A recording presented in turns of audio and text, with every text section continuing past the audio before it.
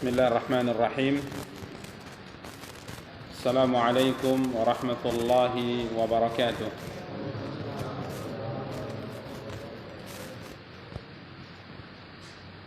إن الحمد لله نحمده ونستعينه ونستغفره ونعوذ بالله من شرور أنفسنا ومن سيئات أعمالنا. من يهده الله فلا مضل له ومن يضلل فلا هادي له. أشهد أن لا إله إلا الله وحده لا شريك له وأشهد أن محمدا عبده ورسوله. قال الله تعالى في كتابه الكريم: يا أيها الذين آمنوا اتقوا الله حق تقاته ولا تموتن إلا وأنتم مسلمون. يا أيها الناس اتقوا ربكم الذي خلقكم من نفس واحدة وخلق منها زوجها وبث منهما رجالا كثيرا ونساء واتقوا الله الذي تساءلون به والأرحام إن الله كان عليكم رقيبا. يا أيها الذين آمنوا اتقوا الله وقولوا قولا سديدا يصلح لكم أعمالكم ويغفر لكم ذنوبكم ومن يطع الله ورسوله فقد فاز فوزا عظيما. أما بعد. Ikhwani wa akhawati kaum muslimin, kaum muslimat, rahimani wa rahimakumullahu jami'an. Alhamdulillah, puji dan syukur senantiasa kita ucapkan untuk Allah Subhanahu wa taala. Salawat beserta salam semoga senantiasa dilimpahkan oleh Allah untuk junjungan dan panutan kita Nabi Allah yang mulia Muhammad sallallahu alaihi wasallam. Ikhwani wa akhawati kaum muslimin, kaum muslimat yang dimuliakan dan dirahmati oleh Allah Subhanahu wa taala. Pada kesempatan yang berbahagia kali ini biidznillah kita akan kembali mencoba untuk melanjutkan kajian dan pembahasan kita, mencoba untuk membaca kitab Riyadhus Shalihin karya Al-Imam An-Nawawi rahimahullahu taala dengan panduan syarah dari Syekh Muhammad bin Shalih Al-Utsaimin rahimahullahu taala, yang pada pertemuan yang lalu alhamdulillah kita telah mulai masuk pada pembahasan bab as-sidq, bab tentang kejujuran, di mana pada pertemuan yang lalu kita telah bacakan sebuah ayat yang difirmankan oleh Allah Subhanahu wa taala dalam surat At-Taubah ayat 119. Allah Subhanahu wa taala berfirman, "A'udzu billahi minasyaitonir rajim. Ya ayyuhalladzina amanu taqullaha wa kunu ma'as shadiqin." Allah Subhanahu wa taala berfirman, wahai orang-orang yang beriman, bertakwalah kalian kepada Allah dan hendaklah kalian ma'as shadiqin. Hendaklah kamu bersama dengan orang-orang yang shadiq, orang-orang yang benar. Ini adalah dalil yang pertama yang disebutkan oleh Al-Imam An-Nawawi rahimahullahu taala dalam karya beliau ini Riyadhus Shalihin, mengawali pembahasan as-sidq, pembahasan tentang masalah kejujuran. Di mana ikhwani kaum muslimin yang dimuliakan dan dirahmati oleh Allah Subhanahu wa taala, wa kunu ma'as shadiqin artinya hendaklah kamu bersama dengan orang-orang yang benar, ya, begitu terjemahannya. Hendaklah kamu bersama dengan orang-orang yang benar. Dan as-sidq yang diterjemahkan dengan, bisa diterjemahkan dengan jujur, bisa diterjemahkan dengan benar, artinya sebagaimana disebut oleh Syekh Muhammad bin Shalih Al-Utsaimin rahimahullah, mutabaqah al-khabar lil waqi'. Asal makna as-sidq ini adalah apa yang disampaikan itu sesuai dengan kenyataan. Ya, artinya tidak ada pertentangan antara sesuatu dengan kenyataannya. Itulah as-sidq. Ya, itulah as-sidq. Maka lawannya tentunya al-kadzib. Ya, apabila sesuatu itu bertentangan dengan kenyataannya, maka ini disebut dengan dusta. Dan ikhwani kaum muslimin yang dimuliakan dan dirahmati oleh Allah Subhanahu wa taala, yang namanya jujur dan benar ini bisa dalam ucapan, bisa juga dalam perbuatan, kata beliau. Ya, jadi yang namanya jujur bukan hanya dalam ucapan, akan tapi jujur dan benar itu juga terkait dengan perbuatan. Ya, tentunya setiap kita mengetahui apa yang dimaksud dengan benar dan jujur dalam ucapan. Artinya apa yang diucapkan oleh seseorang itu harus sesuai dengan kenyataan. Apabila tidak sesuai dengan kenyataan, maka ini disebut dengan dusta. Ya, contoh misalnya kita melakukan sesuatu, ya, kemudian ditanya, apakah engkau telah melakukan hal ini? Padahal kita telah melakukannya, akan tapi kita katakan saya tidak melakukannya, maka ini disebut dengan dusta. Dan apabila kita mengatakan ya saya yang melakukannya dan memang kita benar-benar telah melakukannya, maka ini disebut dengan as-sidq, kejujuran. Dan kejujuran serta kebenaran ini juga terkait dengan perbuatan, kata beliau. Artinya apa yang dilahirkan oleh seseorang, ditampakkan oleh seseorang secara zahir, maka apabila ia sesuai dengan apa yang ada di dalam batin, maka ini adalah kejujuran dan kebenaran. Namun apabila apa yang ditampakkan itu tidak sesuai dengan apa yang ada dalam batin, maka ini adalah dusta. Makanya beliau mengatakan al-munafiq laysa bisadiq. Di antara contoh yang mudah dipahami adalah orang munafik itu adalah orang yang tidak jujur. Artinya dia menampakkan keimanan dan keislaman secara zahir, akan tapi batinnya menyembunyikan kekufuran kepada Allah. Ya, ini kaum muslimin yang dimuliakan dan dirahmati Allah Subhanahu wa taala. Maka as-sidqu bisa diterjemahkan dengan jujur dan bisa diterjemahkan dengan benar. Jadi kita sebagai seorang muslim hendaknya apa yang kita ucapkan, apa yang kita sampaikan dan kita kabarkan harus sesuai dengan kenyataan, dan hendaknya amalan kita secara zahir hendaknya sesuai juga dengan apa yang ada di dalam batin kita. Jika tidak, maka kita tidak termasuk di antara orang-orang yang dikatakan oleh Allah as-sadiqin, yakni orang-orang yang jujur atau orang-orang yang benar. Ini ikhwani kaum muslimin wa akhwati kaum muslimat yang dimuliakan dan dirahmati oleh Allah. Dan pada pertemuan yang lalu kita telah jelaskan bahwa dalil yang disebutkan atau dalil yang pertama yang disebutkan oleh beliau ini adalah dalil yang difirmankan oleh Allah terkait dengan 3 orang sahabat yang tidak ikut perang Tabuk. Ini hadisnya telah kita bacakan pada bab-bab sebelumnya, yakni tatkala 3 orang sahabat yang bernama Ka'ab bin Malik radhiyallahu taala, Hilal bin Umayyah dan Murarah bin Rabi', ketiganya tidak ikut Rasulullah sallallahu alaihi wasallam di perang Tabuk. Padahal ketiganya tidak memiliki udzur, tidak sakit, tidak cacat dan tidak yang lainnya. Ya, akan tapi ketiganya tidak ikut perang Tabuk. Maka tatkala Nabi kita yang mulia sallallahu alaihi wa alihi wasallam pulang dari Tabuk, maka yang pertama kali beliau tuju adalah masjid. Kemudian setelah beliau salat 2 rakaat, maka beliau duduk. Maka orang-orang yang tidak ikut perang itu akan menghadap Rasulullah sallallahu alaihi wasallam dan menyampaikan uzurnya, menyampaikan alasannya. Ya. Kurang lebih yang tidak ikut perang itu ada 80-an. Satu persatu maju mengatakan, ya Rasulullah, saya tidak ikut perang karena sebab ini dan ini. Maka Nabi SAW terima uzurnya. Kemudian Nabi kita yang mulia SAW mendoakan agar kiranya Allah mengampuni dosanya. Maka orang ini pun pulang. Kemudian maju yang kedua, begitu juga, ya Rasulullah, kenapa saya tidak ikut perang? Saya alasannya adalah ini dan ini. Ya, maka Nabi SAW menerima uzurnya dan alasannya. Kemudian Nabi mendoakan agar kiranya Allah mengampuni dosanya. Kemudian laki ini pun diizinkan untuk keluar. Begitu seterusnya satu persatu menghadap Rasulullah SAW. Yang mayoritasnya adalah cari alasan. Ya, supaya tidak dimarah oleh Nabi SAW. Cari alasan untuk selamat. Jadi menyampaikan sesuatu yang tidak sesuai dengan kenyataannya. Mayoritasnya berdusta di hadapan Rasulullah SAW. Maka tatkala 3 orang ini maju, tentunya satu persatu maju, dan diceritakan oleh Ka'ab bin Malik.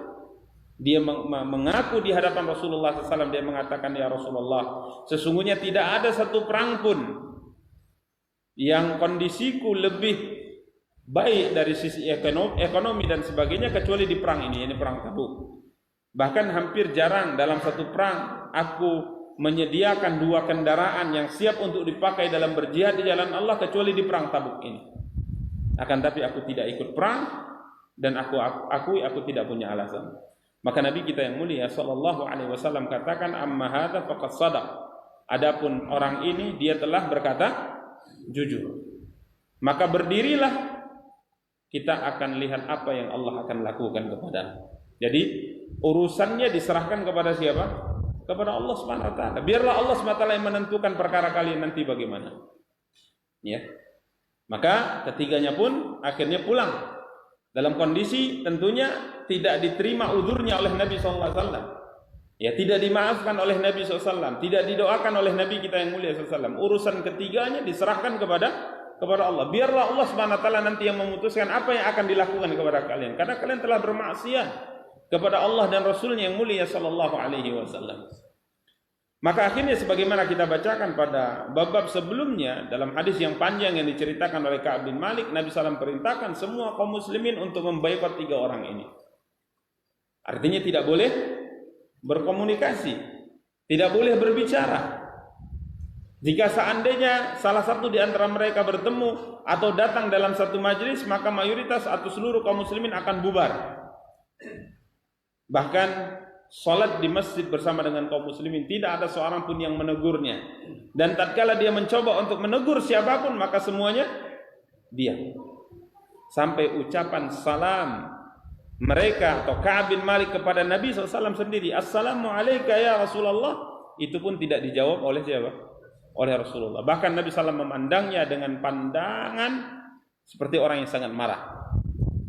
Ya, sampai akhirnya juga diputuskan setelah 40 hari berlalu, diputuskan bahwa mereka harus memerintahkan istri-istri mereka untuk pulang ke rumah orang tua mereka. Bukan cerai, akan tapi ini sebagai hukuman. Karena sampai saat itu selama 40 hari belum ada ketentuan yang diterangkan oleh Allah SWT tentang bagaimana perlakuan terhadap 3 orang ini. Ya, sampai akhirnya Allah Subhanahu wa taala berfirman, hatta idza daqat bihimul ard hatta idza daqat alaihimul ardu bima rahubat wa daqat alaihim anfusuhum wa dhannu an la malja'a minallahi illa ilaihi. Ya, disebutkan oleh Allah dalam surat Taubah ayat 118 bahwa tatkala mereka sudah merasa bumi ini terasa sempit dan jiwa mereka terasa sempit, artinya sikap yang diambil oleh Nabi dan kaum muslimin itu sudah membuktikan akan kebenaran taubat mereka, dan mereka meyakini bahwa tidak ada tempat bersandar setelah itu kecuali hanya kepada Allah, maka Allah terima taubat mereka. Akhirnya pemboikotan pun berakhir. Jadi coba lihat ikhwani kaum muslimin dan dimuliakan dan dirahmati oleh Allah SWT, apa yang terjadi pada 3 orang ini dan apa yang terjadi pada selainnya yang berdusta. 3 orang ini jujur, tidak ada alasan, memang salah, memang khilaf, walaupun sebenarnya mereka disalahkan oleh kerabatnya. Kenapa engkau tidak cari alasan saja? Cari alasan saja. Kalaupun seandainya kau berdusta, bukankah Nabi SAW akan memintakan ampun atas dosa yang kalian lakukan? Artinya doa Nabi agar kiranya Allah mengampuni dosamu itu sudah cukup. Kenapa harus berkata jujur? Cari alasan saja. Ya, tapi ketiganya bertekad untuk berkata jujur. Memang pahit awalnya, ya, susah awalnya. Diboikot 50 hari 50 malam. Sampai Ka'ab mengatakan bahwa tidak pernah menangis beliau. Kalau Murarah dan Hilal bin Umayyah, Murarah bin Rabi' dan Hilal bin Umayyah, setelah diboikot mereka memang tidak keluar kemana-mana. Mereka di rumah menangisi diri mereka. Kenapa tidak ikut perang Tabuk? Tidak sholat, tidak kemana-mana, di rumah saja. Sampai-sampai keluarganya menyangka bahwa keduanya akan mati karena tangisan. Coba bayangkan, 40 hari menangis siang dan malam, 50 hari terus menangis siang dan malam. Akan tapi Ka'ab bin Malik yang paling muda dan paling kuat, ya, makanya dia tidak menangis. Dia bahkan tetap ikut sholat apa? Sholat Jumat, ikut sholat berjamaah, bahkan sambil sholat sunnah. Diceritakan dalam hadis yang pernah kita bacakan, sambil sholat sunnah sesekali matanya melirik kepada siapa? Rasulullah. Sambil sholat sunnah ini Matanya melirik kepada Nabi. Mungkin Nabi waktu aku sholat ditengoknya aku, gitu bahasanya. Diliriknya Nabi SAW. Kira Nabi tidak melirik sama sekali. Setelah sholat aku beranikan untuk mengucapkan salam kepada beliau. Nabi tidak menjawab. Bibir beliau tidak bergerak sedikit. Tapi beliau masih seorang anak muda yang punya mental yang mungkin lebih kuat daripada orang yang tua. Keliling kemana-mana. Setiap kali berbicara, tidak ada yang mau menjawab. Begitu seterusnya hari-hari. Namun kapan Ka'ab menangis? Yakni tatkala dia kejar sepupunya bernama Abu Qatadah radhiyallahu ta'ala, dia kejar. Sepupunya selalu menghindar sampai tatkala sepupunya masuk ke dalam rumah maka ditutup pintunya. Artinya Ka'ab tidak bisa masuk, tapi dia tekad, dia naik ke atas dindingnya karena sebagaimana kita pernah sampaikan juga bahwa mayoritas mereka punya rumah di dalam kebun kurma. Ya, rumahnya di dalam, sekitarnya kebun kurma, kemudian ada pagar tinggi. Maka Ka'ab naik ke pagarnya masuk ke dalam. Kemudian dikejarnya lagi Abu Qatadah mengatakan, "Ya Abu Qatadah, aku bertanya kepadamu atas nama Allah, apakah engkau mengetahui aku cinta Allah dan Rasulnya?"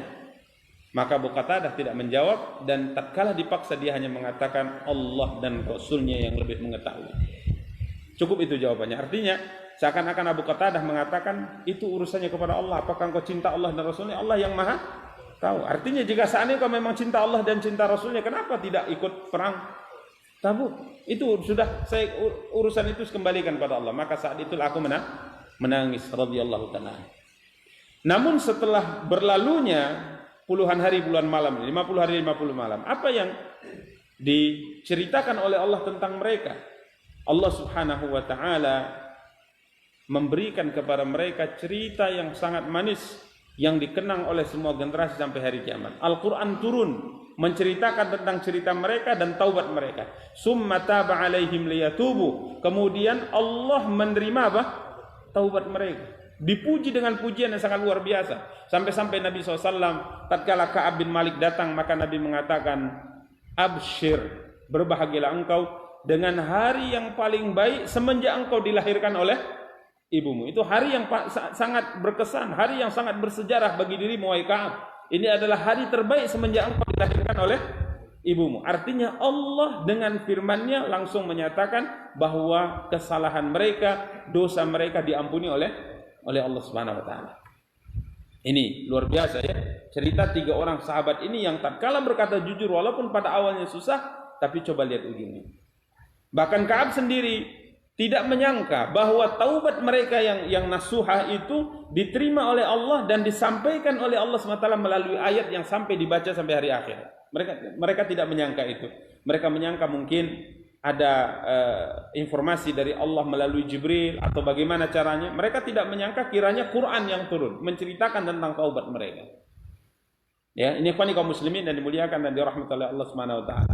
Adapun orang yang berkata dusta di hadapan Rasulullah sallallahu alaihi wasallam, maka bacalah surat At-Taubah bagaimana Allah Subhanahu wa taala mencela mereka.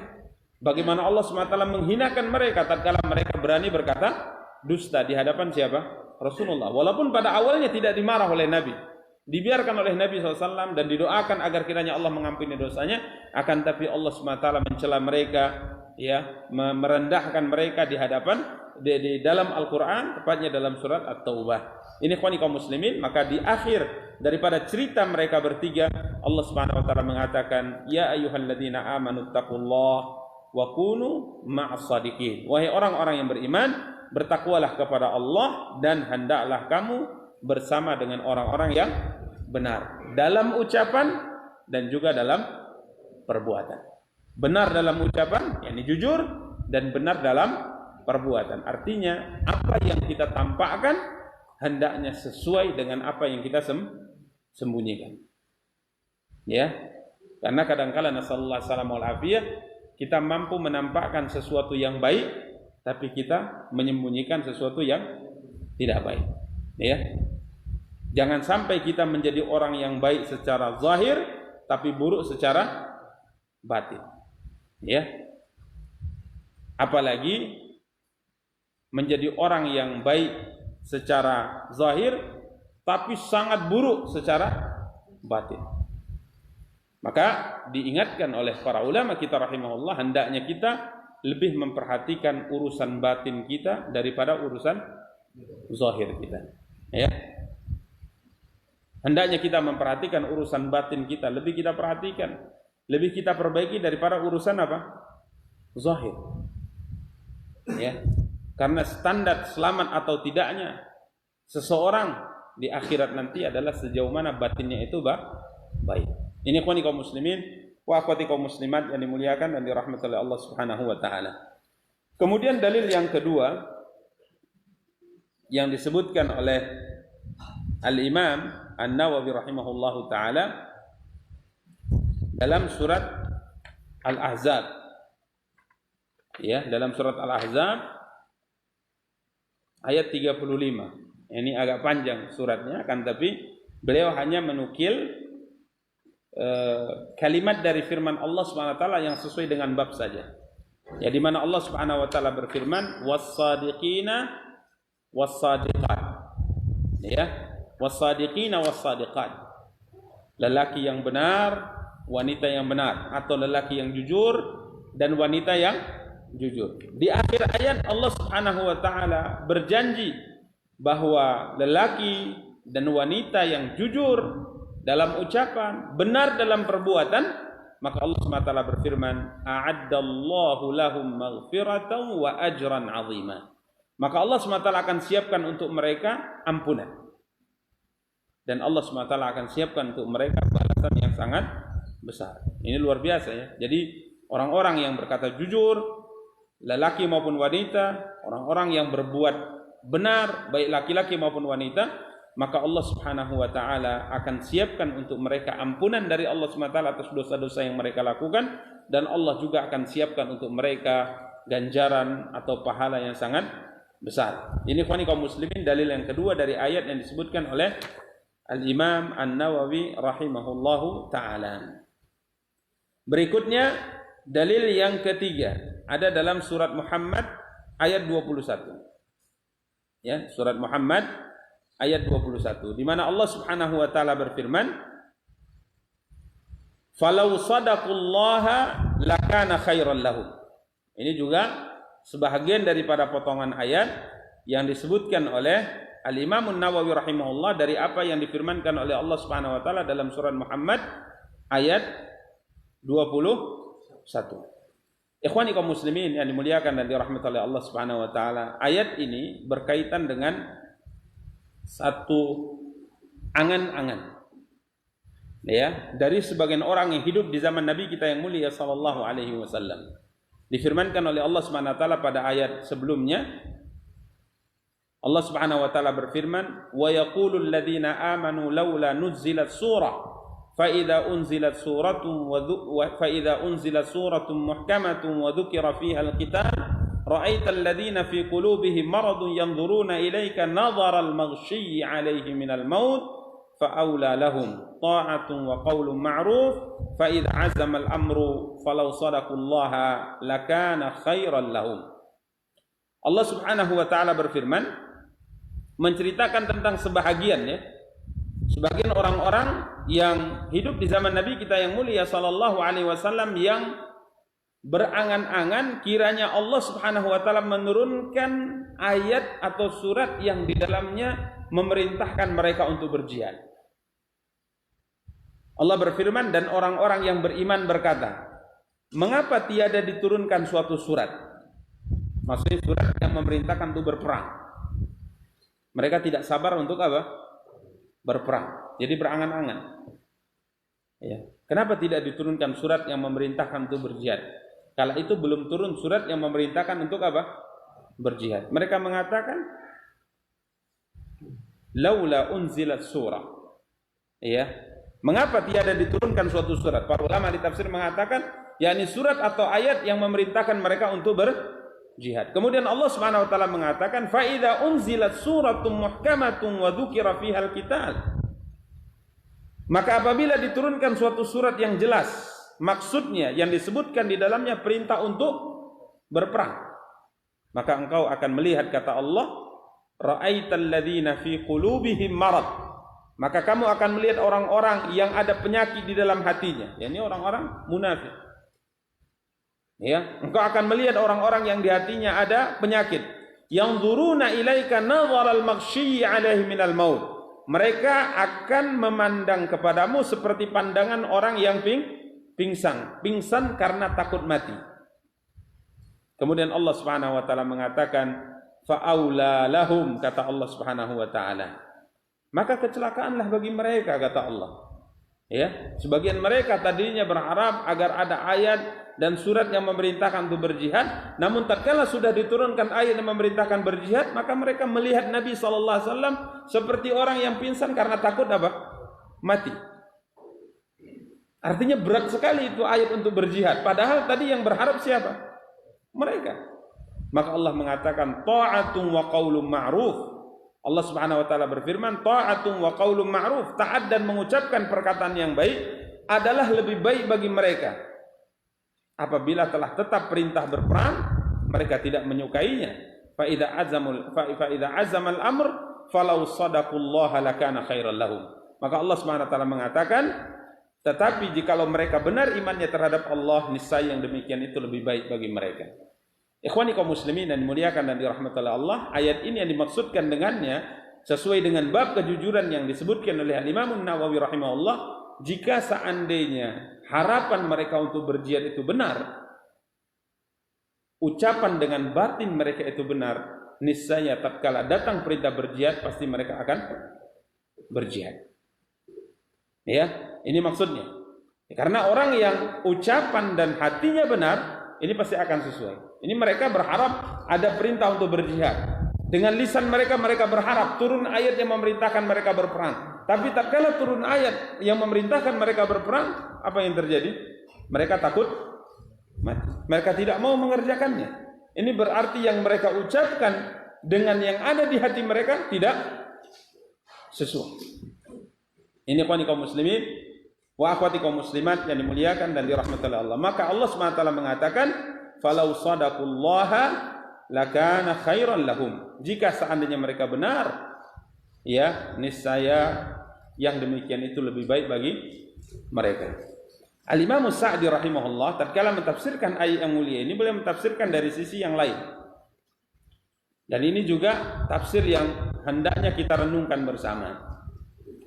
Beliau mengatakan lakana khairan lahum. Artinya jika seandainya mereka benar dalam imannya, maka itu lebih baik.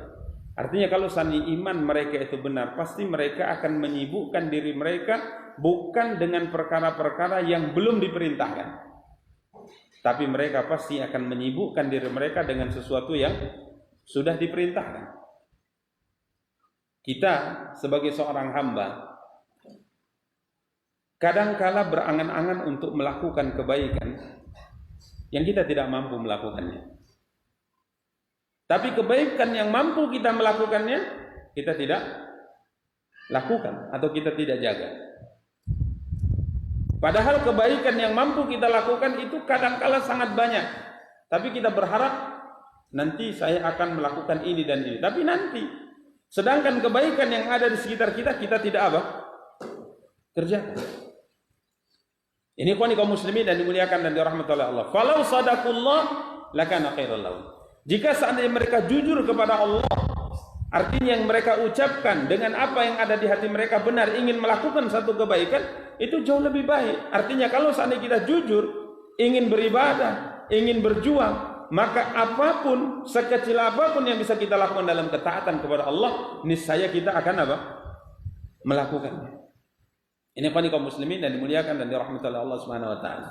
Maka coba perhatikan, jika seandainya memang kita bersemangat beriman kepada Allah, bersemangat untuk melakukan ibadah kepada Allah, coba lihat amal yang bisa kita lakukan. Ini contoh misalnya bulan Ramadan. Ini bulan Ramadan akan tiba. Kita mengatakan nanti kalau bulan Ramadan saya akan baca Quran sebanyak-banyaknya. Kenapa harus nunggu Ramadan? Kenapa tidak sekarang kita baca Quran? Nanti kalau datang bulan Ramadan saya ingin bersedekah. Kenapa harus nunggu Ramadan? Kenapa tidak sekarang? Ya kalau seandainya nanti di bulan Ramadan kita mampu baca Quran, kita mampu bersedekah. Kalau tidak mampu bagaimana? Maka ini yang diingatkan oleh Imam As-Sa'di rahimahullah. Artinya seorang muslim hendaknya melihat apa yang saat ini bisa dia lakukan, maka lakukanlah. Apa yang saat ini bisa dia kerjakan, maka kerjakanlah dari ibadah kepada Allah Subhanahu wa taala. Maka kemarin kita singgung kenapa Ka'ab bin Malik radhiyallahu taalaan akhirnya tidak jadi ikut perang Tabuk. Kenapa? Karena menunda-nunda. Ya, kemarin kita ceritakan bahwa subhanallah orang-orang para sahabat Rasulullah SAW sudah sibuk membeli senjata, membeli kendaraan, pasar-pasar riuh dengan orang-orang yang mempersiapkan bekal dan sebagainya. Rumah-rumah tangga juga sibuk mempersiapkan untuk perbekalan suami-suami mereka berjihad. Maka dia berkata, saya pergi ke masjid, ada yang bersedekah, ada yang berinfak, persiapan hari-hari untuk keberangkatan pasukan yang sangat besar. Maka Ka'ab bin Malik mengatakan yang bersiap-siap itu kan yang memang kendaraannya belum ada. Dia harus pergi dulu ke pasar, dia beli kendaraan, kemudian dia cari bekal. Kalau aku bekal di rumah banyak sudah, kendaraan sudah siap siaga. Artinya tatkala nanti hari ini berangkat kata Nabi, maka hari itu juga aku bisa berangkat. Ini kaum muslimin dan dimuliakan nanti rahmatullah Allah. Maka kadangkala tatkala sesuatu itu sudah mudah kita lakukan, kita paling terakhir untuk melakukannya. Contoh misalnya ini, orang yang tinggalnya misalnya berangkat umrah di mana? Di Mekkah Al-Mukarramah. Jamaah yang hotelnya 1 kilo dari Masjidil Haram dengan jamaah yang turun tangga atau turun lift langsung masuk ke Masjidil Haram, itu kadang-kala yang tinggal 1 kilometer dari Masjidil Haram itu lebih dulu masuk ke mana? Ke masjid. Kenapa? Karena yang hotelnya kalau buka tirai itu nampak Masjidil Haram, tengok, oh belum ada orangnya kan gitu. Nanti kan gitu. Akhirnya salatnya di kamar. Tapi yang jauh sudah apa? Bersiap-siap. Oh nanti terlambat berangkat. Begitu kadangkala kita, ya, begitu kadangkala kita. Artinya kita berharap ingin melakukan sesuatu, padahal sesuatu itu belum tentu bisa kita lakukan.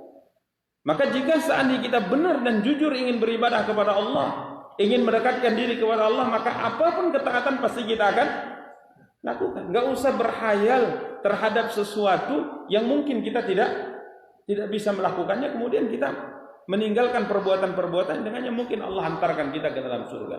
Mungkin istilah sebahagian mengatakan berharap ikan ikan tenggiri tengah laut, ikan teri kita apa? Kita lepas kan gitu kan. Ini ikan teri sudah mungkin dapat 2 kilo, tapi kita ada ikan tenggiri, kita ingin nangkapnya, akhirnya kita buang ikan teri, kita tangkap ikan tenggiri. Terinya sudah pergi, tenggirinya tak kunjung datang, selesai habis, nggak dapat apa-apa akhirnya. Makanya ini yang hendaknya diperhatikan oleh setiap kita, bahwa apapun amal kebaikan bisa kita lakukan saat ini, lakukanlah. Jangan tunda-tunda sebagai Ka'ab bin Malik radhiyallahu taala. Akhirnya para sahabat berangkat bersama dengan Nabi SAW. Ka'ab bin Malik mengatakan, berangkat pasukan jumlahnya banyak, 30.000 pasukan. Paling 1 hari perjalanan dari sini sampai sananya itu, saya bisa nyusul. Ditunda juga. Sudah 1 hari 1 malam, masih bisa kususul. 2 hari, masih bisa kususul. Akhirnya sampai ke Tabuk. Coba lihat sahabat yang lain yang tidak mau menunda-nunda, seperti Abu Dzar Al-Ghifari. Ya, dia berangkat jalan kaki, dia susul Nabi SAW. Jalan kaki, yang penting berjuang. Sampai akhir Nabi dari kejauhan mengatakan, kun Abu Dzar. Itu dari jauhan Abu Dzar. Tatkala datang betul Abu Dzar, maka Nabi SAW mengatakan, semoga Allah merahmati Abu Dzar. Dia berjalan sendirian, kemudian mati sendirian dan akan dibangkitkan apa? Sendirian. Radhiyallahu taala. Jadi ini yang harus kita lakukan. Kalau sadaqullah, jika seandainya mereka benar dalam keimanan, ucapan dengan hati mereka benar, maka itu jauh lebih baik. Artinya kalau kita ingin selamat, maka lakukan amal kebaikan kapanpun dan dimanapun. Jangan ditunda-tunda. Amal soleh jangan nunggu Ramadan. Jangan nunggu Ramadan. Ya kalau datang Ramadan, tingkatkan amal soleh. Jadi kebiasaan kita itu beribadah di bulan Ramadan, sedangkan kebiasaan salaf meningkatkan ibadah di bulan Ramadan. Kalau kita kan ibadahnya cuma di mana? Ramadan. Salat malam setiap malam kapan? Ya Ramadan. Baca Quran setiap hari? Ramadan. Kan gitu. Kalau salaf enggak seperti itu. Mereka tiap hari baca Quran, tiap hari salat malam, tapi di bulan Ramadan mereka bertambah. Mereka sedekah setiap hari, datang Ramadan mereka tingkatkan sedekah mereka. Seperti itu yang benar. Bukan dah. Tanggung baca Quran sekarang, nanti aja Ramadan. Akhirnya setelah Ramadan nggak baca Quran juga, sibuk. Apalagi sudah mau raya, ya. Banyak target yang belum terkejar. Rumah belum dicat, gorden belum diganti, ya ada habis lagi. Ini luar biasa ikhwan kaum muslimin. Falau sadaqallaha lakana khairan lahum. Ini salah satu di antara tafsir yang saya baca luar biasa dari Syekh Abdurrahman bin Nasir As-Sa'di rahimahullah, yang wallahu ta'ala alam saya belum dapatkan tafsir seperti yang beliau sebutkan ya. Ini untuk renungan bagi kita semua. Artinya tatkala kita jujur dan benar dalam niat kita, maka lakukan segera. Jangan tunda-tunda, karena kesempatan itu adalah saat ini. Ya, kesempatan adalah saat ini. Ya, maka diungkapkan juga dalam ungkapan, idza asbahta fala tantazir al-masa wa idza amsayta fala tantazir as-sabah. Apabila engkau telah masuk di waktu pagi, maka jangan tunggu sampai waktu sore. Tatkala sudah masuk waktu sore atau malam, maka jangan tunggu sampai waktu pagi. Artinya apapun kebaikannya bisa kita lakukan saat ini juga. Jangan ditunda-tunda. Demikian ikhwan kaum muslimin wa akhwati kaum muslimat yang dimuliakan dan dirahmati oleh Allah Subhanahu wa taala. Berapa menit lagi? 1 menit.